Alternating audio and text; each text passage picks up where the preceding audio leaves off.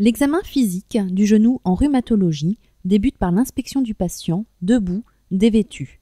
On note le morphotype en génuvarum, valgum, torsion des membres inférieurs, récurvatum. La démarche est inspectée à la recherche d'une boiterie, d'un trouble de l'arrière-pied. La possibilité ou l'incapacité de s'accroupir est appréciée, renseignant globalement sur la gêne ressentie par le patient. L'examen du patient allongé est bilatéral et comparatif. Il débute par l'appréciation de la mobilité passive en notant une éventuelle perte du récurvatum physiologique. La quantification de la flexion peut se faire en degrés angulaires ou en appréciant la distance entre le talon et la fesse.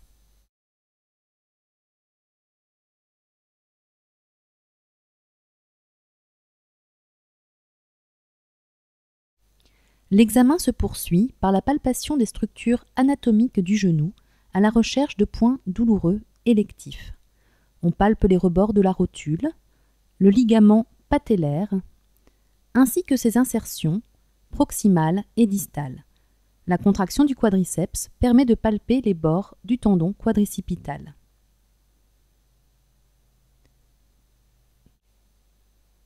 Les interlignes articulaires fémorotibiales internes et externes sont repérées, ainsi que les structures ligamentaires et tendineuses de ces deux compartiments.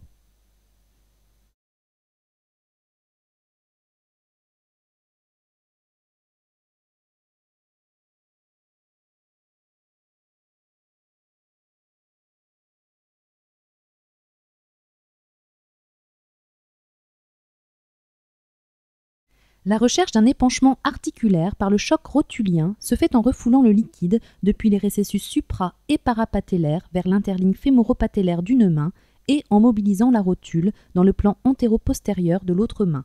Le signe du flot permet de détecter les épanchements articulaires de faible abondance. L'examen du compartiment fémoro-patellaire repose sur la pression directe et la percussion de la rotule. La mobilisation passive de la rotule peut déclencher des douleurs. La palpation sélective des facettes articulaires rotuliennes internes et externes se fait en subluxant la rotule.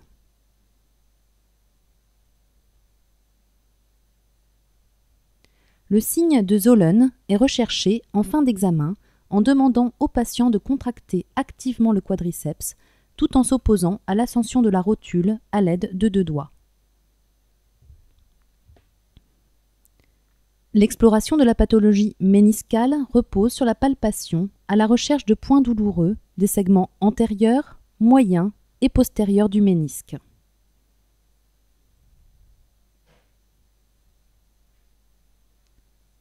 La recherche d'un ressaut douloureux se fait en plaçant un doigt sur l'interligne fémoro-tibiale et en réalisant avec l'autre main une extension passive du genou, le tibia en rotation externe.